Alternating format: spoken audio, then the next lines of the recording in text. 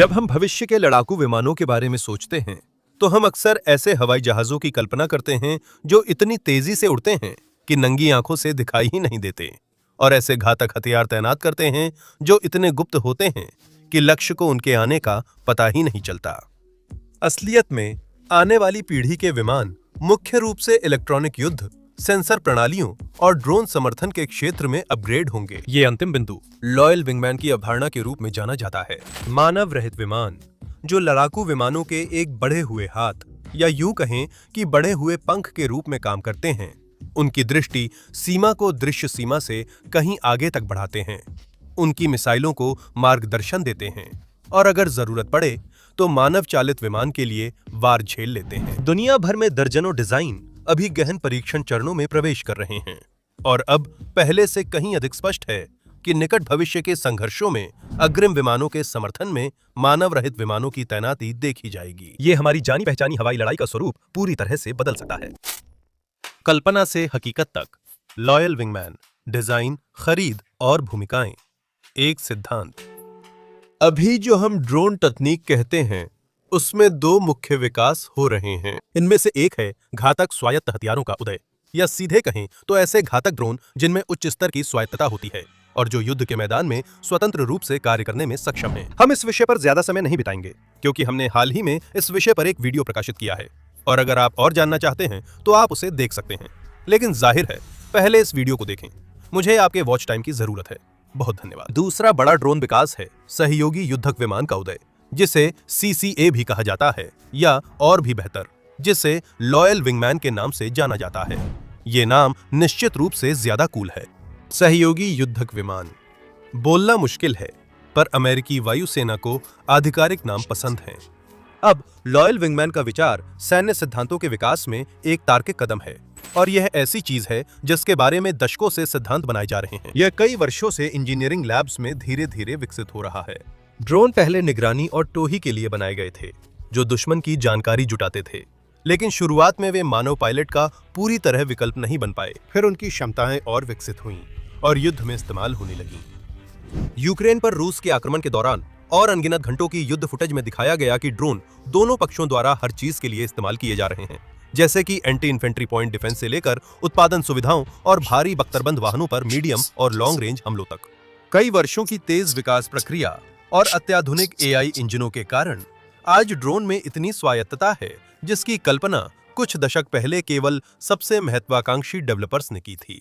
कुछ जैसे एक्सपेट जो अत्यंत स्वायत्त डिजाइन है और जिस पर हमने हाल ही में वीडियो बनाया, स्वायत्तता का बेहतरीन उदाहरण है, जिसमें बिना किसी सहायता के टेक ऑफ और लैंड करने की क्षमता, खुद से उड़ान मार्ग की योजना बनाना, लक्ष्यों की पहचान करना और स्वायत्त रूप से उन पर कार्रवाई करना और भी बहुत कुछ शामिल है।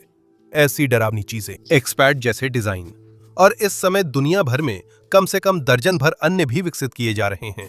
सभी तथाकथित मानव युक्त मानव रहित समन्वय, जिसे ममटी भी कहा जाता है, में सहायक भूमिका निभाने के और करीब आ रहे हैं। US army aviation centre of excellence के अनुसार ममटी सैनिक मानव युक्त व मानव रहित हवाई और जमीनी वाहनों, रोबोटिक्स और सेंसरों के समन्वित उपयोग का नाम है, जिससे बेहतर स्थिति की समझ, मारक क्षमता और जीवित रहने की संभावना बढ़ती है।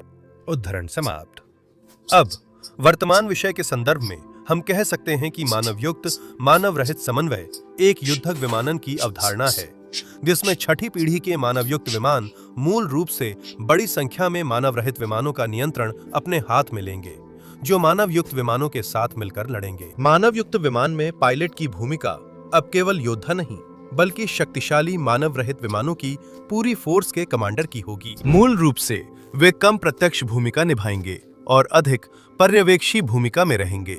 अब हम बस 1 मिनट में इस सिद्धांत के सभी सकारात्मक और नकारात्मक पहलुओं के बारे में गहराई से विचार करेंगे। लेकिन इससे पहले कि हम ऐसा करें, आइए यह सुनिश्चित कर लें कि हम वफादार विंगमैन और मानव रहित लड़ाकू हवाई वाहनों के बीच का अंतर समझते हैं, क्योंकि भले ही ये दोनों शब्द पर्यायवाची लगते हैं, लेकिन वे हैं नहीं और इंटरनेट पर इन्हें ऐसे इस्तेमाल किया जा रहा है जैसे ये एक ही हों। लेकिन इस वीडियो में ऐसा नहीं होगा क्योंकि हमें फर्क पड़ता है। एक वफादार विंगमैन या CCA एक हवाई लड़ाकू वाहन है जिसे अग्रिम पंक्ति की खुफिया जानकारी, लंबी दूरी की स्ट्राइक और उसे कमांड करने वाले मानव युक्त विमान के लिए एक और सुरक्षा परत के रूप में काम करने के लिए डिजाइन किया गया है। मानव रहित लड़ाकू हवाई वाहन बेहद मिलता जुलता है, लेकिन डिजाइन में ज्यादा स्वायत्त होता है। सीसीए को इस तरह डिजाइन किया गया है कि कमान संभाल रहा मानव युक्त विमान मार गिराए जाने पर भी वे स्वायत्त रूप से काम कर सकें, लेकिन उन्हें जमीनी या हवाई कमांड संरचना के सदस्य के रूप में काम करने के लिए बनाया गया है। यूसीएवी बहुत ही स्वतंत्र भूमिकाएं निभाएंगे, जैसे कि दुश्मन के भीतर गहराई तक किए जाने वाले हमले।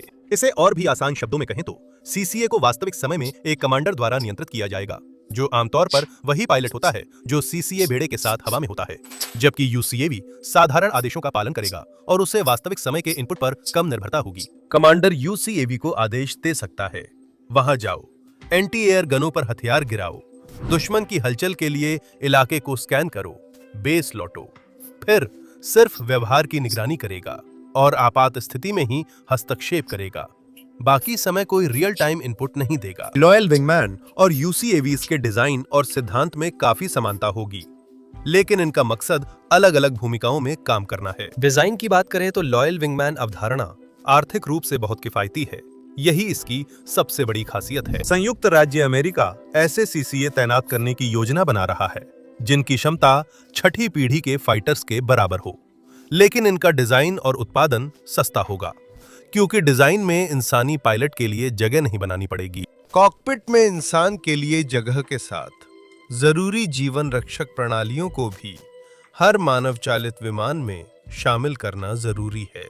इसमें पायलट को ऑक्सीजन देने वाला श्वसन उपकरण और जी सूट्स हैं, जो जी फोर्स से खून दिमाग में जाने और बेहोशी से बचाते हैं।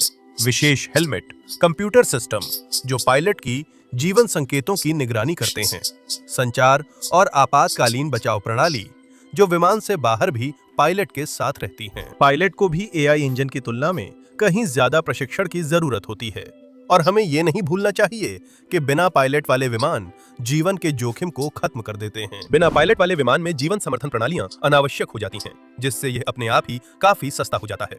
पायलट की जगह एक अत्यधिक सक्षम एआई इंजन ले लेता है, जो कमांडर से संवाद करने में सक्षम होता है। इसी को ध्यान में रखते हुए लॉयल विंगमैन क्षेत्र में दो विचारधाराएं हैं। एक विचारधारा ऐसे डिजाइन विकसित करने की है जो अभी विकासाधीन छठी पीढ़ी के लड़ाकू विमानों से कमोबेश मिलते जुलते हों, लेकिन कॉकपिट में इंसान के बिना। लॉयल विंगमैन के डिजाइन मानव चालित डिजाइनों जैसे ही होंगे, यही रक्षा ठेकेदारों की राय है। मौजूदा दर्जन भर डिजाइनों की बारीकियों पर हम बाद में बात करेंगे। BAE सिस्टम्स ने टेम्पेस्ट को मानव चालित और मानव रहित दोनों विमान के रूप में डिजाइन किया, जो मिलकर एक कॉम्बैट ग्रुप बनाते हैं। संयुक्त राज्य वायुसेना के लिए पहले से ही लगभग 30 प्रतिस्पर्धी सीसीए विकसित कर रहे हैं और करीब 1000 लॉयल विंगमैन खरीदने की योजना बना रही है। 300 F-35 को प्रत्येक विमान के लिए 2 लॉयल विंगमैन सौंपे जाएंगे, और यही बात अगली पीढ़ी के 200 एयर डोमिनेंस एयरक्राफ्ट के लिए भी लागू होती है। USAF 2029 तक $8.9 अरब खर्च करेगी, लेकिन लॉयल विंगमैन की संख्या पहली बार के बाद 2000 तक बढ़ गई है, जिससे योजना संदिग्ध लगती है। जब तक उत्पादन वास्तव में शुरू होगा, तब तक यह संभव है कि ऑर्डर और भी बढ़ जाएं या फिर घट भी सकता है। यह USAF की जरूरतों पर निर्भर करेगा। लॉयल विंगमैन विकास का दूसरा रूप छोटे व किफायती सीसीए बनाना चाहता है। उनमें छठी पीढ़ी के फाइटर जैसी क्षमताएं नहीं होंगी, फिर भी वे अपने हथियार ले जाएंगे। वे बड़ी संख्या में तैनात हो सकते हैं और सस्ते होने के कारण नुकसान पर आसानी से बदले जा सकते हैं, जिससे वे क्षय युद्ध के लिए उपयुक्त हैं। बोइंग घोस्टबैट और क्रेटोस वल्किरी इस तरह के सीसीए विकास के उदाहरण हैं। ये विषय हम बाद में चर्चा करेंगे। फिलहाल USAF के लॉयल विंगमैन प्रोग्राम के 2 चरण हैं, जिन्हें 2 डिजाइन श्रेणियों में बांटा जा सकता है। इंक्रीमेंट: एक सीसीए में उन्नत सेंसर और टारगेटिंग सिस्टम होंगे और इनका मुख्य काम मानव चालित विमानों के लिए हथियार ले जाना होगा। इंक्रीमेंट 2: सीसीए में मौजूदा डिजाइन के साथ स्टेल्थ और ज्यादा स्वायत्तता होगी। यह उन्हें आमने सामने के मिशन जैसे इलेक्ट्रॉनिक युद्ध, वायु रक्षा दमन और जरूरत पड़ने पर मानव चालित विमानों के लिए डिकॉय बनने की अनुमति देगा। 2 इंक्रीमेंट दृष्टिकोण दोनों डिजाइन समूहों को अलग करता है, जैसा कि सेवानिवृत्त एयर कॉम्बैट कमांड के कमांडर जनरल मार्क डी कैली ने संकेत दिया था। 2023 के एक साक्षात्कार में उन्होंने कहा कि सीसीए की लागत उन्हें 2 श्रेणियों में बांट देगी। एक श्रेणी संभवतः इंक्रीमेंट 1 सीसीए सस्ती होगी, लेकिन अलग अलग दिनों में सीमित कार्य करेगी। दूसरी श्रेणी, शायद इंक्रीमेंट 2 सीसीए। कई वफादार विंगमैन होंगे जो कम तैयारी में कई मिशन कर सकेंगे। जनरल केली ने महंगे सीसीए की तुलना F-35 से की। उन्होंने कहा, उद्धरण, हम एक F-35 से यह नहीं कहते कि आज तुम इस खास वेवफॉर्म को जैम करोगे, कल तुम निगरानी करोगे और तीसरे दिन तुम फायर करोगे। नहीं, वे वही करते हैं जो उन्हें करना होता है। महंगे वफादार विंगमैन में भी यही लचीलापन होना चाहिए। जहां तक बात है कि वफादार विंगमैन किस भूमिका में काम करेंगे और उनके इर्द गिर्द जो सिद्धांत बन रहा है, तो पहली सोच यही हो सकती है कि उन्हें बुलेट मैग्नेट की तरह इस्तेमाल किया जाए और ऐसे इलाकों में भेजा जाए जहां आप कभी भी इंसानी पायलट को नहीं भेजेंगे। भविष्य में ऐसा हो सकता है, पर यह उनका असली मकसद नहीं होगा। दुश्मन का ध्यान भटकाने के लिए बलिदान देना अमेरिकी वायुसेना का सिद्धांत नहीं है। कम से कम पूर्व यूएसएएफ सचिव फ्रैंक केंडल और major general Robert Scott Jobe के अनुसार। मेजर जनरल ने स्पष्ट किया कि सीसीए की किफायती होने की कोशिश का मतलब ये नहीं कि ये बलिदान योग्य प्लेटफॉर्म है।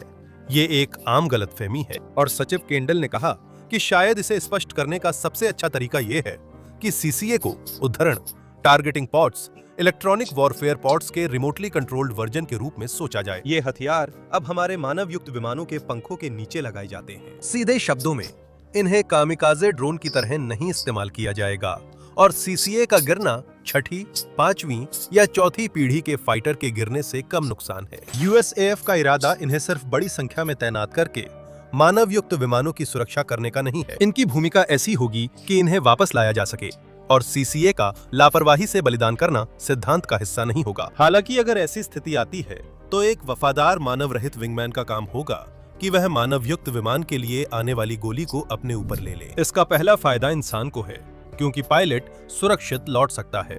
दूसरा, सीसीए मानव युक्त विमानों से सस्ते होने के कारण आर्थिक रूप से फायदेमंद हैं। 2023 में पूर्व सचिव केंडल ने कहा था कि नए ड्रोन F-35 की कीमत के एक अंश जितने होंगे। हालांकि आंकड़े सार्वजनिक नहीं हैं। 2023 में F-35 लगभग $80 मिलियन में और रीपर ड्रोन करीब 30 मिलियन में खरीदा जा सकता है। सिद्धांत रूप से लॉयल विंगमैन उन दोनों से सस्ते होने चाहिए, लेकिन इस पर हम तभी यकीन करेंगे जब देखेंगे आखिर सैन्य खरीद है। सीसीए की खरीद में किफायत सबसे बड़ा निर्णायक कारक होगी, लेकिन केंडल के अनुसार कीमत पर अधिक ध्यान देना जोखिम भरा हो सकता है। जब आप ऐसा करते हैं तो आप एक तय संख्या को ध्यान में रखकर निर्माण शुरू कर देते हैं, जबकि असल में आपको क्षमता के हिसाब से निर्माण करना चाहिए। सीसीए को मुख्य रूप से उच्च प्रदर्शन के लिए विकसित किया जाएगा, किफायती होने के लिए नहीं, क्योंकि वे ऐसे संसाधन नहीं हैं जिन्हें आसानी से गंवाने के लिए बनाया गया हो, भले ही उनका ऐसा उपयोग तर्कसंगत लगे। वफादार विंगमैन के सिद्धांत को जैसे जैसे उन्हें शामिल किया जाएगा, स्वाभाविक रूप से फिर से गढ़ा जाएगा। क्योंकि वास्तविक जीवन में अभी तक सीसीए का कोई वास्तविक उपयोग नहीं हुआ है, इसलिए यह उम्मीद की जा सकती है कि जब वे आखिरकार युद्ध में इस्तेमाल होंगे तो कुछ चीजें बदल जाएंगी। साथ ही ये भी उम्मीद की जाती है कि सीसीए को उनकी सेवा अवधि के दौरान अपग्रेड किया जाएगा, ठीक वैसे ही जैसे मानव युक्त विमान को किया जाता है, और उनके इस्तेमाल का तरीका भी सुधारों के अनुसार बदलता रहेगा। अभी इन्हें मुख्य रूप से काउंटर एयर मिशनों पर केंद्रित किया गया है। वे मानव युक्त विमानों और वापस न लाए जा सकने वाले कामिकाजे ड्रोन द्वारा किए गए हमलों के बाद कुछ क्षेत्रों की टोही जांच के लिए काम करेंगे। इन्हें मानव युक्त और ट्रांसपोर्ट विमानों की एस्कॉर्ट के लिए तैयार किया गया है, ताकि वे इंटरसेप्टर से लड़ सकें और जमीनी वायु रक्षा इकाइयों को नष्ट कर सकें। हालांकि यह शुरुआत है, क्योंकि अमेरिकी वायुसेना वफादार विंगमैन को सैकड़ों भूमिकाओं में देखता है। सीसीए समान शक्ति वाले दुश्मन के खिलाफ लड़ाई में क्षमता और संख्या प्रदान करेंगे, और इससे वायुसेना दुश्मन पर हावी हो सकेगी, क्योंकि इन विमानों की लागत कम है, जो सीधे तौर पर मैदान पर या कहे तो हवा में वर्चस्व में बदल जाती है। इसका सबसे बड़ा लाभ प्रशांत युद्ध क्षेत्र में युद्ध की स्थिति में दिखेगा। सीसीए मानव चालित लड़ाकू विमानों व बम वर्षकों की सेंसर व फायरिंग क्षमता बढ़ा सकते हैं और मदरशिप के लिए अतिरिक्त आंख कान की तरह काम कर सकते हैं। एक उदाहरण में जनरल केली ने कहा कि प्रशांत युद्ध क्षेत्र में मानव और मानव रहित टीम मानव चालित लड़ाकू विमान को 2 विकल्प देगी, या तो वह पूरी दूरी तय करे या 75% दूरी तक जाकर सीसीए को आगे भेज दे और हमले करने दे। सीसीए मानव चालित लड़ाकू विमान को सीमा से बाहर लक्ष्यों पर हमला करने और उसके मंडराने का समय बढ़ाने में मदद करेंगे, क्योंकि उसे अपनी सहन सीमा और दूरी की अंतिम हद तक नहीं जाना होगा। सीसीए उस मानव चालित लड़ाकू विमान के लिए आने वाले ध्यान और फायर पावर को भी अपनी ओर आकर्षित करेंगे, जो सीसीए का संचालन कर रहा है। केली के अनुसार ज्यादा सीसीए से क्षेत्र में अधिक सेंसिंग और कम्युनिकेशन नोड्स होंगे, जो कई बार फायर पावर से भी ज्यादा अहम होते हैं। सीसीए के इस्तेमाल का एक और फायदा है लक्ष्य का पता लगाने से लेकर हमला करने तक की प्रक्रिया को अधिक सुव्यवस्थित बनाना। मानव पायलटों को अपने खुद के इंद्रियों के साथ साथ विभिन्न सेंसरों का उपयोग करके सामरिक माहौल को समझना पड़ता है। सारी जानकारी को एक साथ जोड़ना होता है और उसके आधार पर सामरिक फैसले लेने होते हैं। सीसीए एक साझा नेटवर्क से जुड़े होंगे। ये एक ही दिमाग की तरह काम करेगा, लेकिन इसमें 6-7 सीसीए दिमाग के सेंसर होंगे, जो मानव चालित विमान के सेंसर से कई गुना ज्यादा शक्तिशाली होंगे। केली ने बताया कि किसी दुश्मन का पता लगाना, उसकी पहचान करना, ट्रैक करना, हथियारों का इस्तेमाल करना और मूल्यांकन करना, ये सब एक ही नेटवर्क के जरिए होगा, लेकिन डेटा सभी सीसीए के साथ साझा किया जाएगा और ये सब लगभग तुरंत ही हो जाएगा। यह खास तौर पर इलेक्ट्रोमैग्नेटिक सेंसरिंग पर लागू होती है, जो इंसान नहीं कर सकते, पर आधुनिक विमान सेंसर इसे कर सकते हैं। अगर वे बड़े क्षेत्र में नेटवर्क से जुड़े हों, तो डिटेक्शन एरिया से कुछ भी बिना पकड़े नहीं गुजर सकता। और भले ही ये सब बहुत बड़ी बात, बहुत कूल, बहुत हाईटेक और दुश्मनों के लिए चौंकाने वाला लगता हो, लेकिन लॉयल विंगमैन अभी हकीकत से बहुत दूर है। इस कॉन्सेप्ट को अभी भी कुछ बड़ी समस्याओं का सामना करना पड़ रहा है, और जब तक ये समस्याएं हल नहीं हो जाती, तब तक इन्हें सेवा में नहीं लाया जा सकता और तैनात नहीं किया जा सकता। लॉयल विंगमैन की प्रमुख समस्याएं और आदर्श रूप से ये कैसे काम करेंगे। हम कोशिश करेंगे कि बातें संक्षिप्त रहें ताकि आपको बोर न करें, लेकिन समझ लें कि लॉयल विंगमैन अभी तैयार नहीं है, और यही वजह है। मल्टी एजेंट सिस्टम्स में इंटरप्रेटेबिलिटी और कंट्रोल अथॉरिटी ट्रांसफर जटिल, उबाऊ और अस्पष्ट लग सकते हैं, लेकिन ये महत्वपूर्ण भी है। मौजूदा मल्टी एजेंट एल्गोरिदम में मानव पायलटों के साथ इंटरप्रिटेशन और इंटरैक्शन की क्षमता नहीं है, जिससे नियंत्रण सीसीएस को कब सौंपना है, ये तय करना मुश्किल होता है। ये खासकर उन युद्ध क्षेत्रों में सच है जहां करीबी समन्वय जरूरी है, और ये ड्रोन युद्ध के संगठन के लिए बड़ी समस्या हो सकती है। इस समस्या का एक उपाय है कि हर मानव चालित विमान के साथ 2 से ज्यादा लॉयल विंगमैन न हों। हालांकि एक कॉम्बैट पायलट के तौर पर आप सीसीएस के पूरे झुंड को अपने कमान में रखना चाहेंगे। दूसरी समस्या है टास्क पूरा करना। वर्तमान सिमुलेशन दिखाते हैं कि जटिल युद्ध वातावरण में सीसीएस के साथ असफलता की दर काफी ज्यादा है, क्योंकि एआई को लक्ष्यों को ढूंढने और पहचानने, लॉक करने और मानव चालित विमानों द्वारा इस्तेमाल किए गए हथियारों के लिए मार्गदर्शन देने में कठिनाई होती है। यह तीसरी समस्या में बदल जाता है, यानी एआई एल्गोरिदम की स्थिरता की कमी। सिमुलेशन में अगर लॉक ऑन प्रक्रिया के दौरान लक्ष्य खो जाता है, तो ज्यादातर एल्गोरिदम पूरी तरह से रुक जाते हैं और उन्हें फिर से सर्च मोड में लौटना पड़ता है। लक्ष्य को दोबारा ढूंढना और पहचानना पड़ता है और फिर से लॉक ऑन प्रक्रिया शुरू करनी पड़ती है। इस प्रक्रिया को तेज और सुव्यवस्थित करना जरूरी है ताकि सीसीए वास्तविक दुनिया में प्रदर्शन कर सकें। ये समस्याएं सिद्धांत रूप में हल हो सकती हैं। पहली समस्या, यानी पायलट और सीसीए के बीच समझ की कमी, को लॉयल विंगमैन के दृष्टि सीमा से परे समन्वय विभाजित कर और ड्यूल लेयर लर्निंग आर्किटेक्चर अपनाकर सुलझाया जा सकता है। आसान शब्दों में, एक लॉयल विंगमैन को पहले से तय वे पॉइंट्स के सहारे युद्ध अभियान का नेतृत्व करना होता है और मानव युक्त विमान उसके पीछे चलता है। इस मॉडल में सीसीए को तब तक पूरी स्वायत्तता नहीं मिलेगी जब तक वे मुकाबले में शामिल या लक्ष्य पर लॉक नहीं होते। जब तक वे एक सुरक्षित क्षेत्र में हैं, वे एक पूर्व निर्धारित मार्ग का पालन करेंगे और कमांड में मौजूद मानव पायलट उन्हें स्वायत्तता नहीं देगा। लक्ष्य प्राप्ति और लॉक की समस्या मारक क्षेत्र की शुरुआत से हल की जा सकती है, जिससे स्वचालित लक्ष्य अधिग्रहण संभव होगा। ये सीसीए मारक क्षेत्र में आने वाली किसी भी चीज पर खुद लॉक कर लेगा, जिससे सर्च और लॉक ऑन मोड स्विच करना आसान होगा। किल जोन के बाहर सब कुछ लॉस जोन कहलाता है, और अगर कोई लक्ष्य इसमें आता है तो सीसीए लॉक ऑन रोककर नए लक्ष्य को खोजने की प्रक्रिया दोबारा शुरू करता है। अगर लागू किया जाए तो यह मॉडल मानवयुक्त और मानव रहित टीम वातावरण को लगभग परिपूर्ण बना देगा और इसकी सफल तैनाती ऐसी दिखेगी। पहले लॉयल विंगमैन तय वे पॉइंट्स के साथ उड़ेगा, उसके पीछे मानव चालित विमान चलेगा।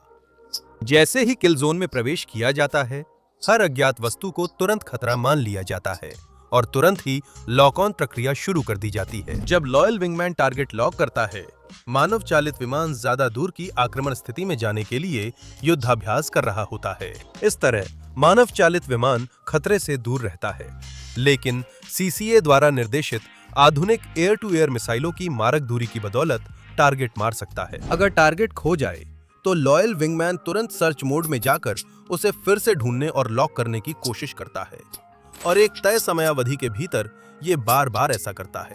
अगर वह टारगेट नहीं ढूंढ पाता तो उसे खोया माना जाता है और ढूंढने पर फिर से लॉक करता है। इस दौरान लीड एयरक्राफ्ट इंतजार करता है। लॉक ऑन होते ही लीड एयरक्राफ्ट मिसाइल लॉन्च करता है, फिर लॉयल विंगमैन मिसाइल को रिले गाइडेंस देता है। अगर स्ट्राइक फेल हो जाए तो वह दोबारा टारगेट लॉक करता है, लीड एयरक्राफ्ट पोजीशन बदलकर फिर मिसाइल दागता है, और ये प्रक्रिया टारगेट नष्ट होने तक दोहराई जाती है। टारगेट नष्ट होते ही दोनों एयरक्राफ्ट वे पॉइंट्स के अनुसार ब्रेक थ्रू पॉइंट तक उड़ते हैं और मिशन पूरा करते हैं। ये उदाहरण दिखाता है कि एक लॉयल विंगमैन मानव एयरक्राफ्ट के साथ सहयोगी माहौल में काम करता है। अब सोचिए कि एक स्वॉर्म क्या कर सकता है। हालांकि जिन समस्याओं का जिक्र किया गया है वे अभी भी काफी हद तक मौजूद हैं, और दुनिया भर के वेपन्स इंजीनियर्स अपनी सभी डिजाइनों के लिए उन्हें किसी न किसी तरह से हल करने की कोशिश कर रहे हैं। डिजाइनों की बात करें तो यहाँ कई प्रमुख वैश्विक लॉयल विंगमैन डिजाइनों की सूची है। Boeing MQ-28 घोस्टबैट। घोस्टबैट एक ऑस्ट्रेलियाई डिजाइन है जिसे अमेरिका, पोलैंड और रॉयल एयरफोर्स ने सराहा है, लेकिन इसे सबसे पहले रॉयल ऑस्ट्रेलियन एयरफोर्स में सेवा मिलेगी, फिर विदेश भेजने पर विचार होगा। यह डिजाइन बेहद किफायती विकल्प के रूप में कल्पित है और इंक्रीमेंट एक सीसीए से मेल खाता है, यानी सस्ते सीसीए जिन्हें जरूरत पर बलिदान किया जा सकता है। 8 प्रोटोटाइप बनाए गए हैं, कुछ और डिजाइन हो रहे हैं, और एयरफ्रेम का कई वर्षों तक परीक्षण हुआ है, जिससे ये संभवतः मौजूद सबसे उन्नत लॉयल विंगमैन डिजाइन बन गया है। ये मानक अभी काफी नीचे हैं, क्योंकि अधिकतर डिजाइन सिर्फ डिजाइन चरण में हैं।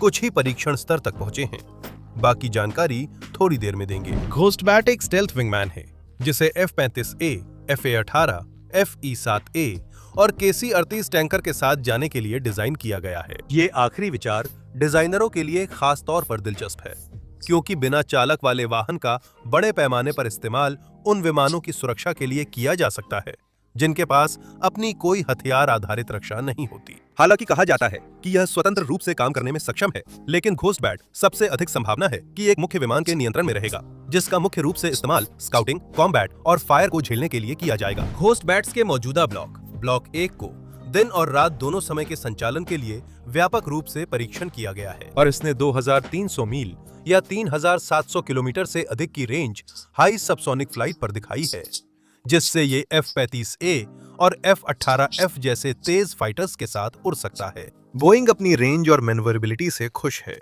क्योंकि ये मानव चालित फाइटर जैसा फुर्तीला है। अब ज्यादातर स्टेल्थ डिजाइनों के विपरीत, जो एयरक्राफ्ट के रडार क्रॉस सेक्शन को कम करने के लिए कई तरीकों पर निर्भर करते हैं, जिसमें रेडिएशन एब्जॉर्बर मटेरियल्स का इस्तेमाल भी शामिल है, घोस्टबैट का आकृति और आकार ही इसे पहचानना मुश्किल बना देता है। एयरफ्रेम सिर्फ 11.7 मीटर या 38.5 फीट लंबा है, और इसका विंग स्पैन 7.3 मीटर या लगभग 24 फीट से 1 इंच कम है। तुलना के लिए F-22, जो अपने डिजाइन के समय सबसे स्टेल्थी मल्टीरोल फाइटर था, दोनों मामलों में लगभग 2 गुना बड़ा है। घोस्टबैट में भी सेंसर, प्रोसेसिंग सिस्टम और एक AI इंजन भरा हुआ है, जो अभी गुप्त रखा गया है, लेकिन बोइंग के इंजीनियरों के अनुसार इसकी सेंसरी क्षमताएं इस डिजाइन की सबसे बड़ी ताकत हैं। घोस्टबैट ऑस्ट्रेलिया की असली चमगादड़ प्रजाति है और इसी से इसका नाम लिया गया है।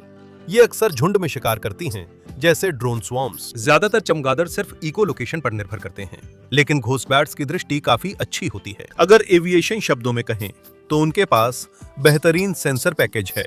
यही सीसीए डिजाइन पर भी लागू होता है। ये दिलचस्प है कि ये ऑस्ट्रेलिया में आधी सदी से भी अधिक समय में विकसित किया गया पहला कॉम्बैट एयरक्राफ्ट है, और अब इस प्रोजेक्ट पर पूरी तरह से ध्यान केंद्रित करने का फैसला वाकई में काफी समझदारी भरा लगता है। पहली सफल टेस्ट फ्लाइट 2021 में की गई थी, और इससे तुरंत ही अमेरिकी वायुसेना का ध्यान आकर्षित हुआ, जिसके बाद 2023 में इस प्रोजेक्ट पर अधिक सहयोग के लिए एक कॉम्बैट कोलैबोरेटिव एयरक्राफ्ट प्रोजेक्ट का समझौता किया गया। संभावना है कि अमेरिकी वायुसेना भविष्य में इस डिजाइन को अपनाना चाहेगी और इसमें अपनी राय भी शामिल करना चाहेगी। पहले घोस्टबैट को टोही और निगरानी सीसीए माना जाता था, लेकिन 2024 में घोषणा हुई कि इसे भविष्य में हथियारों से लैस किया जा सकता है। 2025 में घोस्टबैट ने AIM-120 मिसाइल से एक परीक्षण लक्ष्य ड्रोन को तब नष्ट किया जब वह E-7 और F-18F सुपर हॉर्नेट का विंगमैन था। यह पहली बार था जब मानव रहित विमान से AIM-120 उन्नत मध्यम दूरी की हवा से हवा में मार करने वाली मिसाइल दागी गई। इस परीक्षण के दौरान जो विभिन्न प्रोटोटाइप्स पर कुल 100 घंटे से अधिक की उड़ान परीक्षण के बाद हुआ, घोस्टबैट ने पूरी दुनिया को दिखा दिया कि एक CCA आदर्श परिस्थितियों में कैसे काम कर सकता है। एक लॉन्च और रिकवरी ऑपरेटर ने टेक ऑफ की निगरानी की, जिसके बाद इसे E-7 पर मौजूद एक ऑपरेटर को सौंप दिया गया। E-7 ने घोस्टबैट और सुपर हॉर्नेट को लड़ाकू फॉर्मेशन में उड़ने का आदेश दिया। तीनों विमान लगातार जानकारी साझा कर रहे थे। सुपर हॉर्नेट ने टारगेट ड्रोन की पहचान की और उसे ट्रैक किया। घोस्टबैट को ड्रोन की स्थिति और दिशा के बारे में बताया और E-7 से अनुमति मिलने के बाद घोस्टबैट ने अपनी स्थिति ली। AIM-120 लॉन्च किया और उसे लक्ष्य तक निर्देशित किया। टारगेट ड्रोन गिरा, जिससे घोस्टबैट दूसरा मानव रहित कॉम्बैट एयरक्राफ्ट बना, जिसने दृश्य सीमा से परे एयर टू एयर मिसाइल से लक्ष्य गिराया। ऐसा करने वाला पहला UCAV बायरा कतार गजेल्मा है। दिलचस्प है कि घोस्टबैट को सिर्फ 4 कमांड मिली: take off, combat air patrol, target intercept और मिसाइल आर्म व फायर करना। इस डिजाइन को 2028 में रॉयल ऑस्ट्रेलियन एयरफोर्स में शामिल किया जाएगा। अमेरिका और UK भी इसमें रुचि रखते हैं, इसलिए भविष्य में ऑस्ट्रेलिया अकेला देश नहीं होगा जो इसे उड़ाएगा। हल कैट्स वॉरियर भारतीय कैट्स वॉरियर हैं, जिसमें कैट का मतलब कॉम्बैट एयर टीमिंग सिस्टम है और ये अभी हिंदुस्तान एरोनॉटिक्स लिमिटेड के साथ विकसित हो रहा है। ये लॉयल विंगमैन है, जिसका डिजाइन घोस्टबैट जैसा है, पर व्यवहारिक दृष्टिकोण अलग है। अमेरिकी वायुसेना द्वारा अपनाए गए समझदारी भरे इससे तब तक न खोएं जब तक जरूरी ना हो वाले दृष्टिकोण के विपरीत कैट्स को बलिदान देने वाले दृष्टिकोण को ध्यान में रखकर डिजाइन किया गया है। यह CCA पुनः प्राप्त या गैर पुनः प्राप्त मोड में चलेगा, जिसे मदरशिप नियंत्रित करेगी। Mothership Jaguar Su-30 TAIS, AMCA या TED-BF हो सकती है, जिनमें से दोनों विकासाधीन हैं। वॉरियर विमान वाहक पोत पर टेक ऑफ और लैंडिंग कर सकता है। इसका डिजाइन भारत के लिए खास था, क्योंकि देश अब ऐसे पोतों में निवेश कर रहा है। घोस्टबैट की तरह इसका मुख्य काम टोही, निगरानी, दुश्मन की गोलाबारी अपने ऊपर लेकर मदरशिप की रक्षा, दुश्मन से मुकाबला और हथियारों को सक्रिय रखकर लक्ष्य से टकरा जाना है। यह रणनीति भारत की वायुसेना के नेतृत्व द्वारा गंभीरता से अपनाई गई है और बलिदानी भूमिका में वॉरियर लगभग 800 किलोमीटर दूर तक उड़ान भर सकता है ताकि किसी लक्ष्य से टकरा सके। स्पष्टता के लिए, जब इसे वापस लाने योग्य भूमिका में इस्तेमाल किया जाएगा तो इसकी रेंज केवल लगभग 350 किलोमीटर ही होगी। ये अप्रत्यक्ष युद्ध में भी जैमिंग डिवाइस के सेंसरी सूट से टोही व इलेक्ट्रॉनिक युद्ध करेगा। सक्रिय युद्ध में इसे 2 DRDO स्मार्ट एंटी एयरफील्ड हथियारों और 2 दृष्टि सीमा से परे मार करने वाली हवा से हवा मिसाइलों या 2 कम दूरी की मिसाइलों के साथ तैनात किया जा सकता है। वॉरियर भारत के कैट्स प्रोग्राम का हिस्सा है, जो युद्धक हवाई संसाधनों के समूह को एक साथ इस्तेमाल करता है। कैट्स हंटर एक पुनः प्राप्त होने वाला गोला बारूद ले जाने वाला ड्रोन है, जिसे मानव चालित विमान से तैनात किया जा सकता है और ये एयर लॉन्च मिसाइल की रेंज बढ़ा सकता है। एक और इसी तरह की डिजाइन है कैट्स अल्फा स्वान कैरियर, जिसे मदरशिप से लॉन्च करने के बाद यह 60 मील के क्षेत्र को कवर कर सकता है और फिर स्वायत्त रूप से लक्ष्य की पहचान कर सकता है और अपने on board switch blade drone से उस पर हमला कर सकता है। यह सब कहने का मतलब यह है कि कैट्स वॉरियर एक बड़े डिजाइन समूह का हिस्सा है, जिनमें से सभी एक जैसे हैं और उनमें से किसी को भी अभी तक सही मायने में पता नहीं है कि वे असल में क्या हैं। वॉरियर की पहली परीक्षण उड़ान 2025 के बजाय अब 2027 में होगी, क्योंकि इसमें अभी भी कुछ खामियां दूर की जा रही हैं। वॉरियर कई आकारों में उपलब्ध है, जिसकी मॉकअप लंबाई 3 से 9 मीटर तक हो सकती है। ऐसा कहने पर लगता है कि भारत को पहले लॉयल विंगमैन की शुरुआत से पहले अभी काफी रास्ता तय करना है। Airbus wingman. ऐसा ही कुछ एयरबस विंगमैन के लिए भी कहा जा सकता है, जो कि एयरबस द्वारा विकसित किया जा रहा एक लॉयल विंगमैन है। नाम में ही है ना? ये मुख्य रूप से यूरोपीय वायुसेनाओं, खासकर जर्मन, स्पेनिश और संभावित रूप से इटालियन वायुसेना के लिए बनाया गया है। विंगमैन का आकार बहुत बड़ा है, जिसकी लंबाई 15.5 मीटर या 50 फीट 10 इंच है। और विंग स्पैन 12 मीटर या लगभग 39 फीट है। ये टॉप क्लास सेंसर और स्टेल्थ सिस्टम से लैस होगा, जिसे पूरी तरह से आर्टिफिशियल इंटेलिजेंस द्वारा संचालित किया जाएगा। कागजों पर इसे यूरोफाइटर टाइफून के लॉयल विंगमैन के रूप में डिजाइन किया गया है, लेकिन यूरोप के अन्य फाइटर जैसे F-35 डसॉल्ट रफाल और साब ग्रिपेन भी इसका इस्तेमाल कर सकेंगे। विंगमैन को A400M एटलस ट्रांसपोर्ट और A330 MRTT टैंकर के एस्कॉर्ट एयरक्राफ्ट के रूप में इस्तेमाल करने की योजना है। अन्य डिजाइनों की तुलना में विंगमैन को पूरी स्वायत्तता नहीं मिलेगी। अंतिम निर्णय और मिशन नियंत्रण हमेशा कमांड एयरक्राफ्ट के पास रहेगा। विंगमैन के बारे में ज्यादा जानकारी नहीं है, क्योंकि ये नई डिजाइन है। इस कॉन्सेप्ट का खुलासा 2024 में हुआ था, यानी हम इसे जल्द से जल्द 2030 के दशक में देख सकेंगे। American designs. वैल्किरी और घोस्टबैट ये सबसे वास्तविक डिजाइन हैं। अमेरिकन टेक कंपनी क्रेटोस द्वारा विकसित इसे खासतौर पर F-22 और F-35 को कॉम्बैट मिशनों के दौरान एस्कॉर्ट करने के लिए डिजाइन किया गया है, जिससे उन्हें अतिरिक्त सुरक्षा और निगरानी की सुविधा मिलती है। इस डिजाइन की कम से कम 5 वेरिएशन है, लेकिन केवल 3 ही सार्वजनिक रूप से जानी जाती हैं।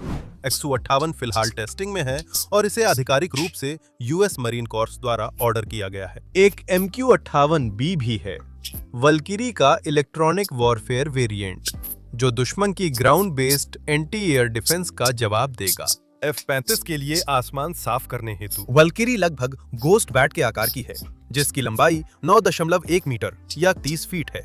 विंग स्पैन 27 फीट या 8.2 मीटर है और इसकी आंतरिक बम क्षमता 600 पाउंड या 272 किलोग्राम है। साथ ही इसमें मिसाइलों के लिए इसकी बाहरी विंग हार्ड पॉइंट क्षमता भी समान है। वल्किरी लगभग मैक 1 की गति तक पहुंच सकेगी, जिसकी टॉप स्पीड 1000 किलोमीटर प्रति घंटा या 651 मील प्रति घंटा से थोड़ी ज्यादा होगी। लेकिन जो वाकई में प्रभावित करता है वो इसकी रेंज है, जो लगभग 5600 किलोमीटर या 3500 मील है, जो हर दूसरे लॉयल विंगमैन डिजाइन को पीछे छोड़ देती है। पिछले वर्षों में वल्किरी का कई बार सफल परीक्षण हुआ है, जिसमें इसकी युद्ध और फॉर्मेशन उड़ान क्षमताएं दिखी हैं। रूस और चीन जैसे रणनीतिक प्रतिद्वंदियों के साथ संयुक्त राज्य अमेरिका CCA के विकास में सबसे ज्यादा निवेश कर रहा है, इसलिए वल्किरी केवल शुरुआत है। जनरल एटॉमिक्स XQ-67A उन कुछ डिजाइनों में है जिसका युद्ध में प्रत्यक्ष उपयोग का उद्देश्य नहीं है। यह निचला विंगमैन अपनी मदरशिप से काफी आगे उड़ान भरेगा और टोही डेटा वापस भेजेगा। यह साफ नहीं है कि यह हथियार ले जाएगा या नहीं, पर माना जाता है कि नहीं ले जाएगा। XQ-67A ने 2024 की शुरुआत में पहली उड़ान भरी और इसे विमान डिजाइन का स्मार्ट तरीका माना गया। जिस तरह शेरमैन टैंक के एक चेसिस पर कई वेरिएंट बने, वैसे ही एयरफोर्स रिसर्च लेबोरेटरी 67A के चेसिस पर अन्य लॉयल विंगमैन बना सकती है। XQ-67A को उपरोक्त इंक्रीमेंट 1 के तहत कॉन्ट्रैक्ट दिया गया था और इसके डिजाइन के आधार पर जनरल एटॉमिक ने YFQ-42 पर काम शुरू किया।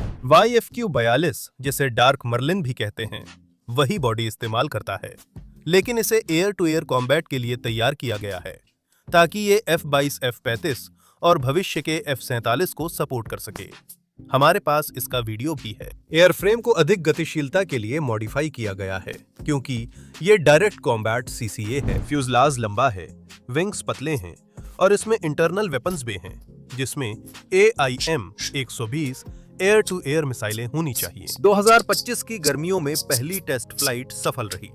कम लागत के कारण डार्क मर्लिन की सैकड़ों यूनिट्स बनाए जाने की उम्मीद है, जो कम लागत वाले एकल मिशन दृष्टिकोण का हिस्सा होंगी। एंडरला YFQ-44, जिसे फ्यूरी भी कहते हैं, एक नया लोअर विंगमैन डिजाइन है। इससे पहले एक एग्रेसर प्लेटफॉर्म के तौर पर बनाया गया था, जो वॉर गेम्स में दुश्मन के विमानों की जगह लेता है, लेकिन अब इसे भी डार्क मर्लिन जैसी सोच के साथ विकसित किया जाएगा। फ्यूरी बहुत छोटा है, इसकी लंबाई 20 फीट और विंग स्पैन 17 फीट है। यह F-16 का आधा आकार है, लेकिन बेहद फुर्तीला है क्योंकि यह 9 Gs तक खींच सकता है, जो किसी भी लॉयल विंगमैन डिजाइन में सबसे ज्यादा है, और वह भी लगभग मैक 1 की स्पीड पर। यह 2 AIM-120 मिसाइलों से लैस होगा, लेकिन इसका उत्पादन अभी दूर है क्योंकि पहली टेस्ट फ्लाइट अक्टूबर 2025 में हुई थी। अमेरिकी लोअर विंगमैन डिजाइनों में सबसे नया है Northrop Grumman YFQ-48 talon blue, जिसे टैलॉन भी कहा जाता है। ऐसा लगता है कि अमेरिका में लगभग हर कोई सीसीए रक्षा कॉन्ट्रैक्ट पाने की होड़ में है और इसका सबसे नया डिजाइन दिसंबर 2025 में ही सामने आया था। एयरफोर्स ने नॉर्थरोप ग्रुमन की सीसीए इंक्रीमेंट 1 की बोली बहुत बड़ी और महंगी होने के कारण खारिज कर दी थी।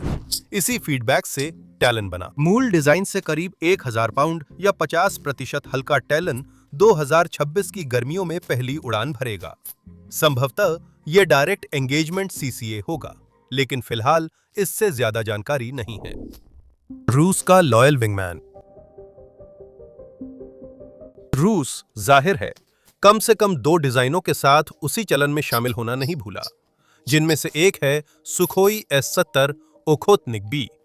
ओखोत्निक अब तक बताए गए सभी सीसीए डिजाइनों में सबसे बड़ा है, जिसकी अधिकतम टेक ऑफ वजन 25 मीट्रिक टन या लगभग 55,000 पाउंड है। 20 मीटर या 65 फीट के विंग स्पैन और AL-41F टर्बोफैन इंजन के कारण जो Su-27 के इंजन जैसा है। ये करीब 3000 किलोमीटर या 1900 मील की कॉम्बैट रेंज रखता है, जो मैक 1 की स्पीड पर है। ये 2000 किलोग्राम गाइडेड और अनगाइडेड हथियार भी ले जा सकता है। ओखोतनिक को Su-57 का वफादार साथी बनाने के लिए डिजाइन किया गया था, लेकिन इसका प्रदर्शन इतना खराब रहा कि 2024 में एक Su-57 ने अपने ही साथी को मार गिराया। परीक्षण उड़ान में ओखोतनिक का ग्राउंड कंट्रोल से संपर्क टूटा और वो यूक्रेनी क्षेत्र की ओर बढ़ा। उस पर दोबारा नियंत्रण पाने में असफल रहने के बाद Su-57 को अपने ही साथी को मार गिराने के लिए मजबूर होना पड़ा। हद है। कुल मिलाकर साफ है कि ओखोतनिक का AI इंजन विकास को तैयार नहीं है।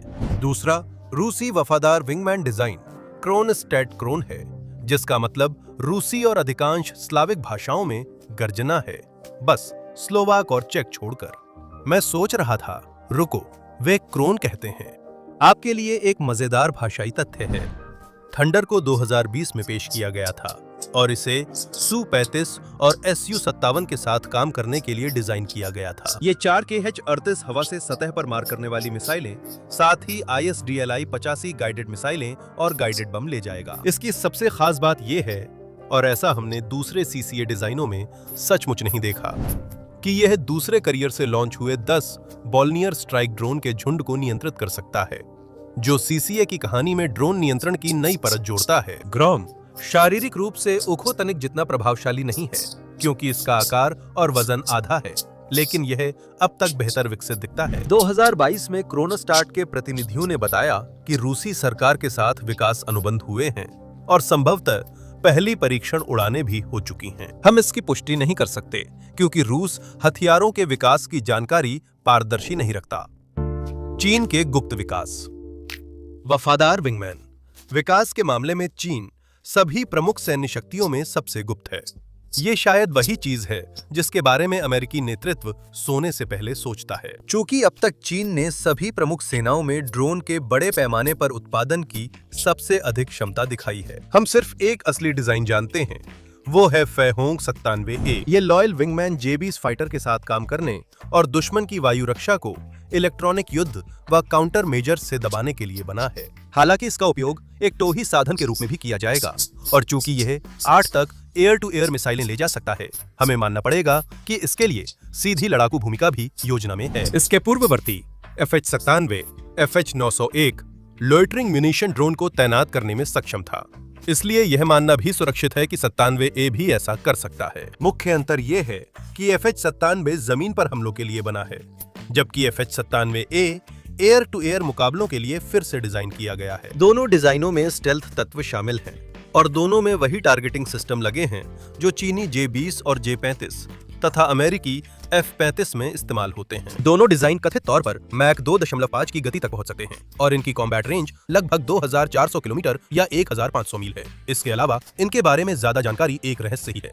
ये बात अंजियान डार्क स्वॉर्ड, एक लॉयल विंगमैन डिजाइन पर भी लागू होती है, जो 2006 से विकसित हो रहा है। ये डिजाइन पहली बार 2018 में फुल साइज डेमोन्स्ट्रेटर के रूप में सामने आया था, असली विमान नहीं। इसके मोटे आकार और इंजीनियरिंग के अलावा कुछ नहीं पता। इसमें कॉनिकल प्लेटफॉर्म, कैनार्ड्स, स्वीप्ड विंग्स और सिंगल इंजन है। चीन को लेकर बस इतनी ही जानकारी है। 2025 की विजय दिवस परेड की रिहर्सल के दौरान बीजिंग में सैटेलाइट इमेजरी से 5 अन्य ड्रोन देखे गए थे। हमारे पास सिर्फ एक तस्वीर है, इसलिए उनके बारे में कुछ भी निश्चित रूप से नहीं कहा जा सकता कि क्या वे लॉयल विंगमैन के लिए डिजाइन हुए थे। तुर्की का अंकर 3। संभव है कि इस वीडियो में जिन सभी डिजाइनों के बारे में बात की गई है, उनमें से अंकर 3 सबसे पहले सैन्य सेवा में शामिल किया जाएगा। और जो लोग तुर्की के ड्रोन विकास को फॉलो करते हैं, उनके लिए यह कोई हैरानी की बात नहीं होगी। तुर्की दुनिया के प्रमुख सैन्य ड्रोन निर्माताओं में है और पिछले 1 दशक से ड्रोन तकनीक में तेजी से आगे बढ़ा है। इसलिए TAI अंकर 3 इस दौर में मजबूत स्थिति में है। लॉयल विंगमैन डिजाइन ने 2023 के अंत में पहली उड़ान भरी और 1 साल से कम में लाइव फायर टेस्ट पास किया। परीक्षण के 1 महीने बाद क्रूज मिसाइल से लैस अंकर 3 पहला ड्रोन बना, जिसे दूसरे विमान ने लॉयल विंगमैन की तरह नियंत्रित किया। यह घोस्टबैक्स परीक्षण से 1 साल पहले की बात है और नतीजे लगभग वही थे। 2025 की शुरुआत में एक प्रोटोटाइप ने सफलतापूर्वक बमबारी परीक्षण पूरा किया, जिसमें एयर टू ग्राउंड और एयर टू एयर क्षमताएं दिखीं। एंकर 3 संभवतः घोस्टबैट के साथ सबसे विकसित लॉयल विंगमैन है। इसकी रडार सिग्नेचर कम है, ये 10 घंटे उड़ सकता है और उच्च ऊंचाई क्षमताएं लंबी दूरी के मिशन संभव बनाती हैं। इसकी कॉम्बैट रेंज खास तौर पर प्रभावशाली नहीं है, क्योंकि इसका अनुमानित दायरा 750 से 1075 किलोमीटर या 466 से 668 मील के बीच है और एंकर 3 उस दायरे में मैक 0.7 से अधिक गति नहीं पकड़ सकता। इसकी सहन शक्ति, हथियार विविधता और मानव चालित विमानों के साथ अब तक फॉर्मेशन उड़ानें कर चुका होना इसे प्रभावशाली लॉयल विंगमैन डिजाइन बनाता है। यह मदरशिप की सीधी नजर से बाहर भी ऑपरेट कर सकता है और जरूरत पड़ने पर पूरी तरह स्वायत्त भी काम कर सकता है, जो कुछ डिजाइनों में संभव नहीं है। सभी परीक्षणों को शानदार तरीके से पास करने के बाद एंकर 3 अब पूरी तरह से उत्पादन में है। पहले कुछ विमान इस साल सेवा में लाए जाने चाहिए, लेकिन 2028 तक और यूनिट्स विकसित की जानी चाहिए और संभव है कि हमने अब तक जिन डिजाइनों के बारे में बात की है, उनमें से ये सबसे पहले सेवा में आ जाएं। इसके अलावा पहले उल्लेखित बेरख्ता के जालिमा भी है, जो एक ड्रोन है जिसे विशेष रूप से देश के पहले नौसैनिक कैरियर TCG अनादोलू पर तैनात करने के लिए डिजाइन किया गया है। किजालिमाओं का मुख्य उद्देश्य यही था, लेकिन इसे लॉयल विंगमैन की भूमिका के लिए भी डिजाइन किया गया था। 2023 में इसने तुर्की F-16C के साथ फॉर्मेशन उड़ान में अपनी क्षमता दिखाई। यह हथियारों के पेलोड के मामले में और भी अधिक शक्तिशाली CCA है, क्योंकि इसे एयर टू एयर और एयर टू सरफेस मिसाइलों की एक विस्तृत श्रृंखला के साथ साथ दर्जनों अलग अलग प्रकार के बमों से भी लैस किया जा सकता है। इसके मुकाबले एंकर 3 की सहन शक्ति ज्यादा है, जबकि इसकी मंडराने का समय सिर्फ 3 घंटे से थोड़ी अधिक है। पहला छोटा बेड़ा किजोमा का 2026 में डिलीवर होगा, पर वे तुरंत लॉयल विंगमैन नहीं बनेंगे। अब वे अनादोलू के उन खाली हैंगरों में रहेंगे जो F-35 लाइटनिंग डो के लिए बनाए गए थे। तुर्की ने इनके लिए भुगतान किया, लेकिन अमेरिका ने ट्रांसफर रोक दिया क्योंकि तुर्की ने रूस से S-400 मिसाइल सिस्टम खरीदे थे। कजालमा का मुख्य उद्देश्य उस विमान वाहक पोत पर F-35 की कमी से बने खालीपन को भरना है। निष्कर्ष तो इन सब बातों के साथ यह स्पष्ट है कि हम अगले दशक में लॉयल विंगमैन के पहले असली प्रदर्शन देखेंगे और संभवतः कुछ सबसे उन्नत डिजाइनों जैसे कि एंकर 3 और घोस्टबैट के साथ वास्तविक युद्ध तैनाती भी देख सकते हैं। ज्यादातर सेनाएं CCA को अगली पीढ़ी के विमानों के साथ उड़ाने की योजना बना रही हैं, जो 2040 के आसपास आएंगे। अगर वे समय पर बने रहते हैं तो 20 साल से भी कम समय में हम शायद देखेंगे कि नए लड़ाकू विमान बिना पायलट वाले विमानों द्वारा समर्थित होंगे।